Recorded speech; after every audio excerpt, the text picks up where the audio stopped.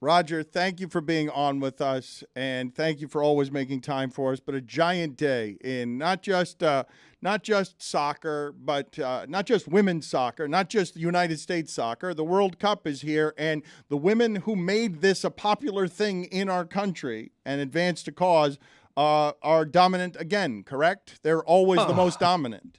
Danny LB, it is one of the greatest summers for those of us who love football and the rise of the game in the nation that we adore, the United States. We have the Women's World Cup kicking off this morning, 3 a.m. in New Zealand, home of Flight of the Conchords and Kate Blanchett.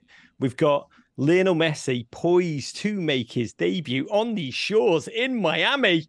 Oh, I can tell you've got the fever, Danny LB. And then, of course, we've got the Premier League team sweeping across our nation, treating about our continent as if it's one big footballing training ground. And probably biggest of all, mighty Wrexham going coast to coast as we speak. Spoiler alert! Come on. By the way, we have people, when we talk about Wrexham, and we'll be like, Wrexham won 2-1 yesterday over Dagenham and Redbridge, people will text us and be like, please don't spoiler alert, welcome to Wrexham, as if it's not actually a football team, it's just a soap opera. But you're asking about the Women's World Cup, which is the largest of them all. United States going for full Chicago Bull three-peat, back to back, which is just even mind-blowing to think about and say. They kick off tomorrow night, Friday, in their opener against the mighty Vietnamese.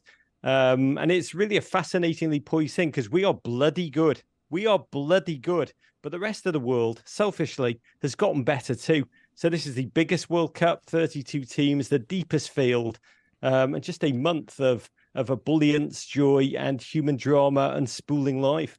But Roger, and you do weave that tapestry well, we can say, right, that you, because you're a historian and because you've just grown up as a commentator over the last 20 years and a social commentator as well, it's not lost on you that the U.S. women are more challenged than they have been, at least in part because their greatness has given power to women all over the world to get better at this. And these countries have this. What will beat the United States if they are to lose is what they built, which is the strength of this sport globally, internationally in the United States. Dan, I am almost weeping as I hear you say these words because these are words of truth. Is that the U.S. women, thanks to Title IX, have just the deepest, the widest, the greatest swath of footballers in the world to draw upon. And that's what's made them so unbelievably dynastic. They've chosen with that, when you win, you have power, you have leverage. And these women have chosen with that leverage to fight for equality, lead that fight for equality. And when you speak to footballers around the world, I grew up in England. I know I sound American now. I know I sound like Dolly Parton and Bruce Springsteen, but no, I actually grew up in Liverpool, England. I want to say I grew up in a deeply macho, misogynistic society. Football, if you played football as a woman, when I grew up in Liverpool in the 1980s, you were flung to the periphery. You were a joke. You were derided. We were a horrible society. Our English women are now European champions, the Lionesses. They are the greatest face of that nation, beloved there. The rise of the women's game there in Spain, in France, in Germany, they have coaches that when you speak to the American players who go and play over there are better than ours. They are tactically better trained. Their skills on the ball they're like ninjas. It's like a group of black belts, just a group of gangs descending upon us. Our women are ready.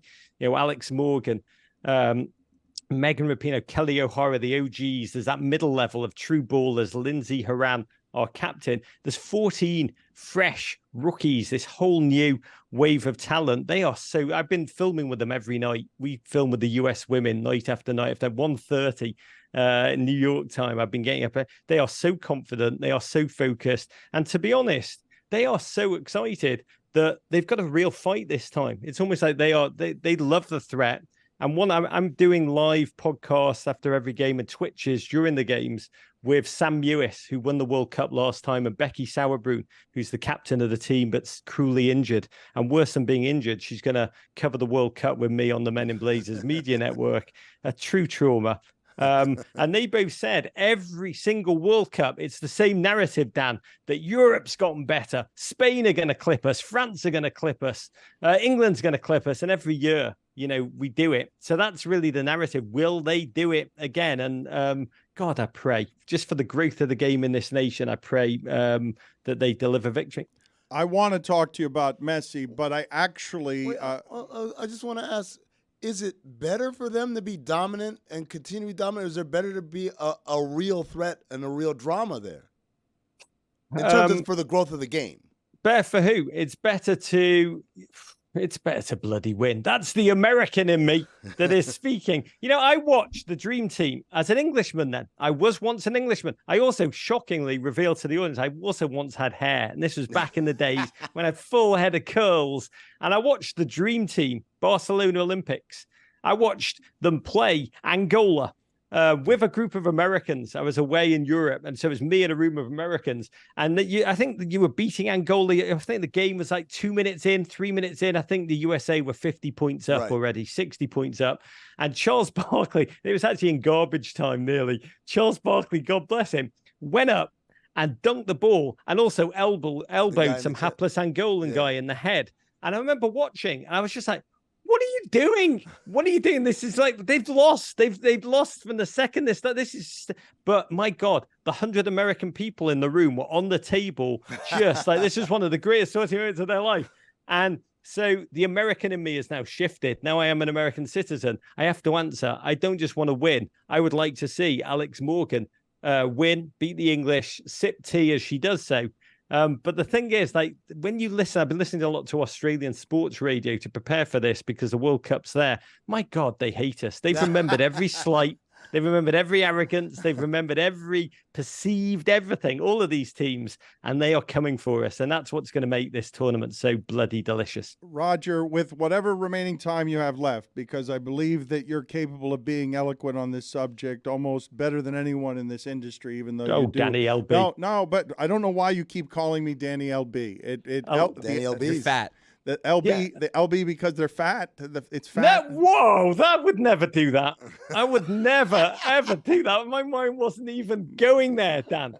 Do not take me there. I'd rather talk about Stugotz's deep clean, which is one of the most truly frightening subjects I can think of in the world. I really don't know what he was doing there. But with whatever remaining time we have with you, because you are an authority and because you are a voice for this sport that has been really wonderful, eloquent to have, teach me more.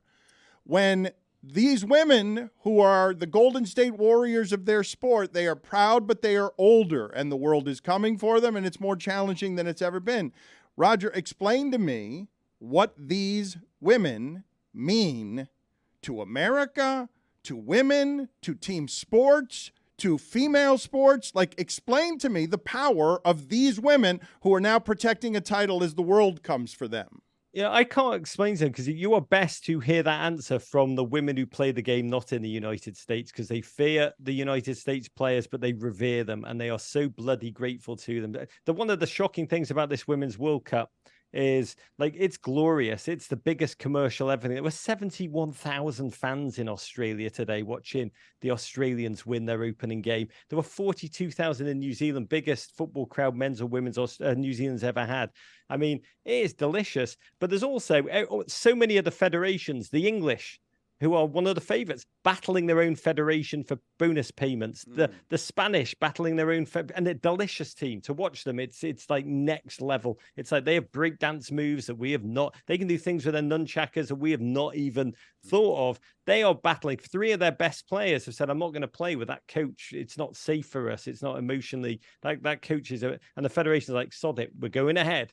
Some of the smaller teams, even more frightening stories of just lack of safety for their players and deep financial skullduggery. So you have to look at this World Cup through split lenses, and almost every player fears the United States. Some of them loathe them for their arrogance, but they all say that team, Canada battling their own federation, almost sued by their own federation, threatening to go on strike. They look at us as a deep rival, but they also say these women, Alex Morgan, Becky Sauerbrunn, they're like, thank you. And their legacy will be on the field as winners, but off it, because in a generation's time, this old brickbat that no one cares about women's soccer, will be dead and buried. It will be a commercial behemoth. Everyone will be watching. No one will be agonizing over whether there's an audience or a commercial market for it. And ultimately, that will be this generation's legacy as much as their bloody good football. Can we talk about for one quick second before I have to go, which I do have to go, but I know you've got to get Carrot Top on. Can we talk about Lionel Messi at the moment? Because I am bloody fascinated. It is an exquisite moment. It's a surreal moment. It's like LeBron James saying, you know what? I'm still quite good. I can still, when I want 30 points a game, whatever. But do I, I'm going to go to Shanghai and play for the Sharks and deal with this commercial moment late on in my career. How are you experiencing that in Miami? It's unbelievable that the greatest soccer player ever has landed in a city that is great at bandwagons. What are you doing? I mean, greatest ever. I mean, relax. Pele. Mm-hmm. It's Landon Donovan erasure. Is that what that cough was? I mean, why are you drinking? Like, what you're? I just made a noise when you said he's the greatest player of all time. I don't agree, but. All right. Roger, thank you for being on with us. I'm glad we can share the enthusiasm of Messi because Amin was busy taking a drink. You got to go to the dentist. Everyone get their teeth cleaned at least twice a year. Big Roger, love, Danny Roger, LB. come on with us again to talk Messi. I want to talk Messi with you. I would genuinely love. I think this is a mammoth moment for all of us. It really is. Apart from that gentleman who's the Pele fan. Big love. Yes. Thanks for having me on, guys. Thank you. Courage. His name is known throughout the world. El Amin Hassan.